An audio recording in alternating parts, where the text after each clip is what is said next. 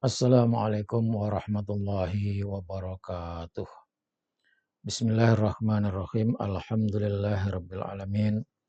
Allahumma shalli ala sayyidina Muhammad wa ala alihi wa sahbihi ajma'in. Amma ba'd.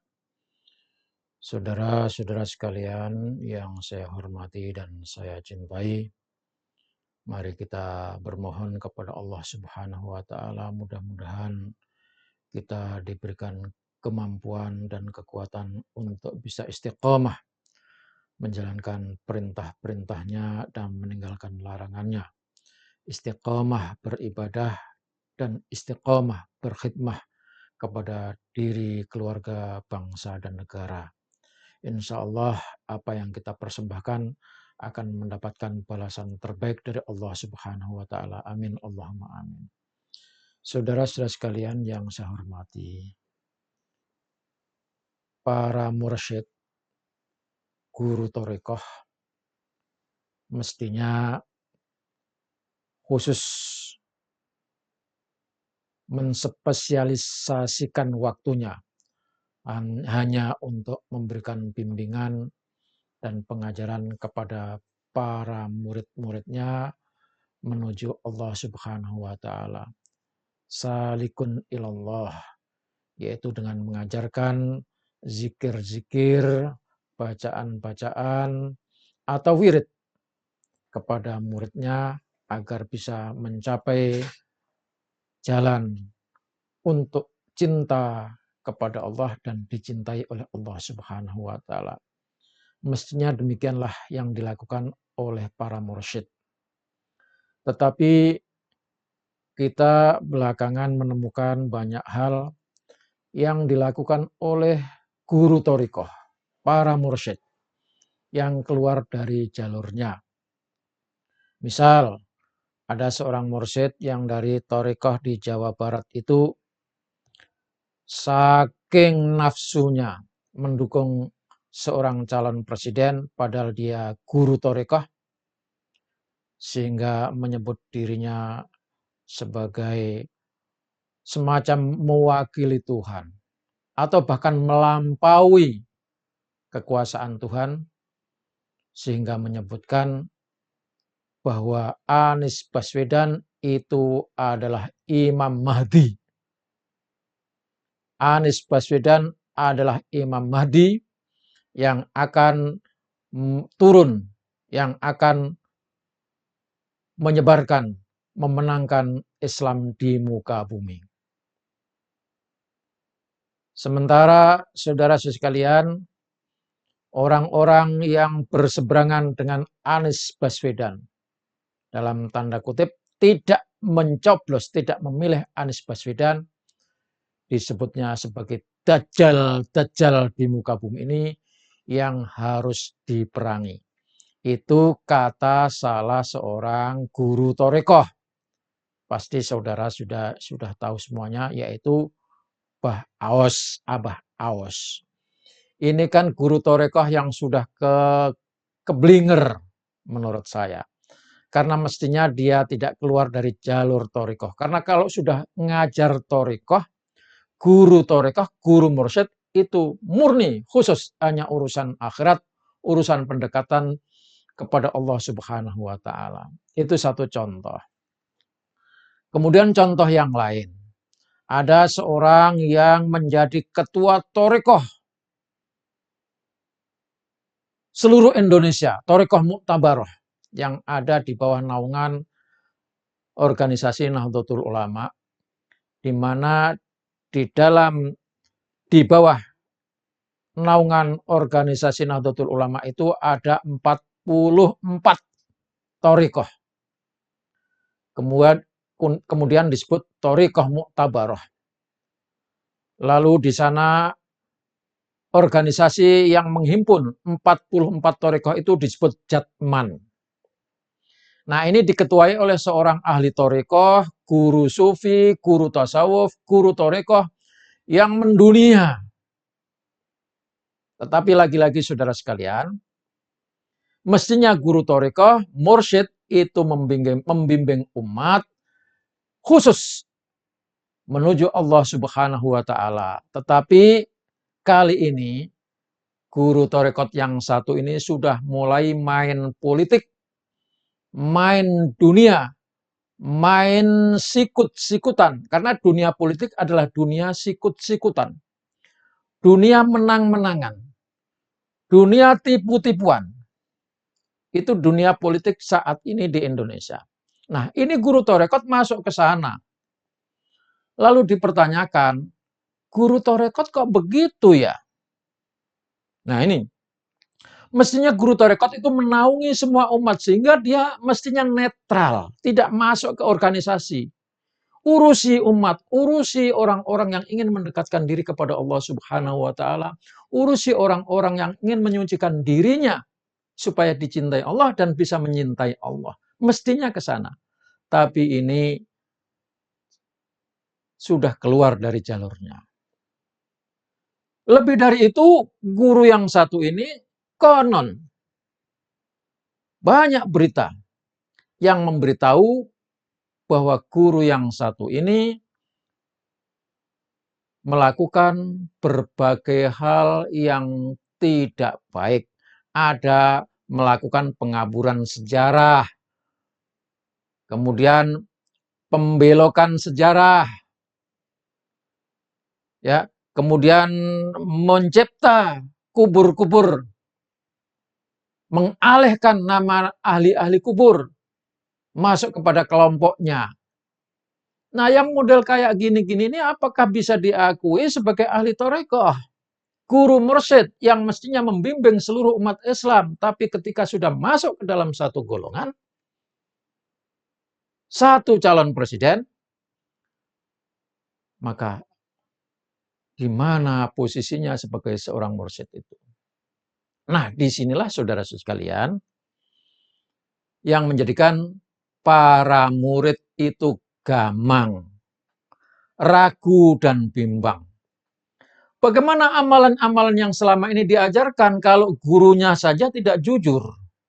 Kalau mursyidnya saja melakukan kecurangan, mohon maaf, melakukan hal-hal yang semestinya tidak dilakukan, karena guru tarekat itu mestinya mengayomi semua umat, tidak membela satu kelompok, tidak membela satu golongan, tidak membela satu calon presiden. Terus bagaimana orang-orang yang misalnya berseberangan dengan gurunya dalam hal ini? Saya umpamanya tadinya mengikut thariqahnya guru yang saya sebutkan tadi. Tiba-tiba guru saya mengikut calon presiden tertentu dan saya berbeda dengan beliau. Tidak mengikuti mereka. Bagaimana posisi seorang murid terhadap guru yang model kayak gini nih? Padahal di dalam ajaran thariqah, murid tidak boleh berselisih dengan gurunya. Ini kan membuat kegamangan para murid. Kalau begitu, apakah thariqahnya harus diamalkan? Wirid-wiridnya tetap diamalkan karena berbeda tadi. Saudara sekalian, disinilah ada seorang ahli tarekat. Mohon maaf, saya sebutkan ada seorang ahli hakikat yang memberikan ijazah. Dan ijazah ini saya sampaikan kepada saudara-saudara saya yang selama ini sudah mengikuti tarekat dan mengamalkan ajaran tarekat dari gurunya yang sekarang berbeda haluan dengan muridnya. Supaya amalan itu tidak terputus, maka ada penetralan dan penguatan amaliyah thariqah Ba'alawi dan lainnya. Saya sebutkan Ba'alawi karena thariqah inilah yang diagung-agungkan, yang diajarkan oleh Al-Mukarram wal Muhtaram Abah Habib Lutfi. Jadi thariqah yang dibawa oleh Habib Lutfi itu sesungguhnya adalah thariqah Ba'alawi. Walaupun beliau menyatakan at-thariqah al-alawiyah. Karena pada faktanya yang diamalkan, yang diajarkan adalah thariqah yang dibuat oleh bin Alwi, Ba'alawi. Nah, maka saya sebutkan thariqahnya adalah thariqah Ba'alawi, meskipun beliau menjadi ketua thariqah se-Indonesia yang ada di bawah Nahdlatul Ulama, yaitu thariqah Mu'tabarah yang ada dalam organisasi Jatman. Pada saudara-saudara saya yang berbeda dengan gurunya dalam pilihan politik, karena menurut ajaran thariqah kan nggak boleh seorang murid beda dengan gurunya. Kan begitu.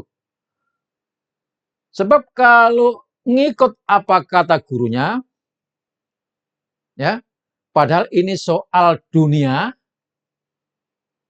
terus bagaimana? Seorang murid melihat calon yang diikuti oleh gurunya itu adalah calon yang tidak benar menurut pendapatnya, sementara muridnya mengakui bahwa calon yang benar adalah yang lainnya, akhirnya kan berbeda. Nah, dalam dunia tarekat, murid nggak boleh berbeda dengan gurunya. Nah, ini akan menyebabkan terputusnya, ya, ijazah wirid yang diberikan oleh guru atau mursyid kepada muridnya. Nah, supaya amalan itu tetap berjalan, ada muharrir wa muayyid amaliyati thariqati Ba'alawi wa ghairiha. Yaitu penetralan dan penguatan amaliyah thariqah Ba'alawi dan lainnya. Tadi kan banyak di Nahdlatul Ulama itu banyak thariqah, berarti yang lain-lainnya. Tidak mustahil ada beberapa guru thariqah yang menjadi tim sukses salah seorang calon presiden. Nah, kalau muridnya beda dengan gurunya, kan otomatis dikhawatirkan akan tidak nyambung amaliannya. Dan mungkin ini juga kenapa murid-murid itu begitu fanatiknya kepada guru, sehingga ketika gurunya memilih seorang presiden dan menjadi tim suksesnya, mau tidak mau dia harus ikut ke sana. Nah, ini kan urusan dunia. Tidak bisa dikait-kaitkan dengan thariqah itu. Maka inilah amalan yang mesti dijalankan oleh para pengikut thariqah yang gurunya telah melakukan kezaliman. Maksudnya kezaliman apa? Yaitu melakukan perbuatan yang semestinya tidak boleh dilakukan oleh seorang guru thariqah. Itu zalim namanya. Inilah amalannya. Pertama, tentu tawasul kepada Rasulullah Shallallahu Alaihi Wasallam, dilanjutkan menyebutkan guru-guru yang telah memberikan ijazah, yang telah memberikan wirid kepada kita yang kita amalkan. Yang kedua, mendoakan kedua orang tua. Karena kedua orang tua itulah yang menjadi musababnya kita bisa hadir di muka bumi. Doa kepada orang tua adalah bagian dari kesyukuran kepada Allah Subhanahu wa taala. Anishkurli wali walidaik, kata Allah. Hendaknya kamu bersyukur kepadaku dan bersyukur kepada kedua orang tuamu. Bersyukur kepada Allah dengan menjalankan ibadah, menjalankan perintahnya dan meninggalkan larangannya. Bersyukur kepada kedua orang tua dengan mendoakannya setidak-tidaknya sesudah sholat dan sebelum melakukan zikir atau wirid dari guru kita itu. Nah, sesudah itu silakan panteng membaca La ilaha illallah. Banyak secukupnya.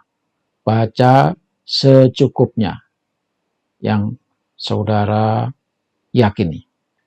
Yang kedua, baca Astaghfirullahaladzim.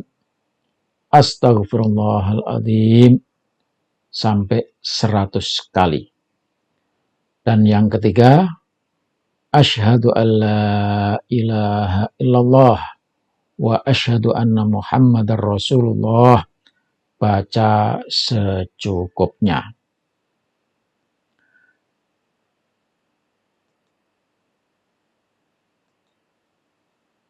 Nah, amalan-amalan tersebut akan menjadikan saudara yang selama ini berguru kepada mursyid yang berbeda pendapat, yang mestinya Anda tidak boleh berbeda pendapat, tapi karena ini ada kepentingan dunia, sampai akhirnya saudara berbeda pendapat. Nah, karena perbedaan pendapat inilah yang dikhawatirkan oleh para ahli thariqah, Anda tidak akan nyambung. Nah, supaya tetap nyambung, maka inilah amalan yang menetralkan dan menguatkan amaliyah thariqah Alawi yang sampean ikuti dan thariqah yang lainnya. Maka kepada saudara-saudara yang selama ini berthariqah mengikuti Habib Lutfi bin Yahya, walaupun menurut saudara sudah berbuat zalim, saudara tetap masih bisa mengamalkannya. Pada saudara-saudara yang barangkali kemarin mengikuti thariqahnya Abah Aos, dan saudara tahu persis kezaliman yang dilakukan oleh Abah Aos, Anda tidak terputus dengan amaliyahnya karena Anda melakukan penetralan, amalan penetralan yang sudah disebutkan tadi. Semoga ini ada manfaatnya, dan bagaimanapun juga sesungguhnya kezaliman seorang guru, seorang mursyid tidak ada hubungannya dengan ijazah yang diberikan kepada kita. Karena ijazah itu adalah doa.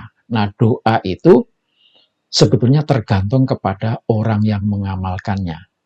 Bukan tergantung kepada orang yang mengasih. Ya, sekali lagi, doa, zikir itu tergantung kepada keikhlasan, kesungguhan, keseriusan orang yang mengamalkannya. Tidak tergantung kepada orang yang memberikan ijazah. Maka kepada ketua PBNU saya ingatkan, keberkahan itu bukan datang dari orang yang memberikan ijazah. Terkabulnya doa itu bukan karena orang yang mendoakan, tetapi terkabulnya doa itu adalah dari ketulusan hati. Saya ulang lagi, terkabulnya doa, keberkahan itu karena keikhlasan, keseriusan orang yang berdoa, bukan orang yang mengajarkan doa. Kalau orang mengajarkan, mas siapa saja bisa. Oleh karena itu orang yang mengajarkan tidak bisa menjamin, keberkahan, nggak bisa jamin. Yang bisa itu adalah apa yang dilakukan. Jadi keberkahan itu tergantung bagaimana orang yang melakukan dengan keseriusan, bukan orang yang memberikan doa. Saudara ngasih ijazah kepada seseorang, hasilnya tidak sama. Kenapa tidak sama? Karena yang melakukan berbeda-beda. Itulah saudara sekalian, maka supaya kita tidak dianggap menentang guru, ini penetralannya. Assalamualaikum warahmatullahi wabarakatuh.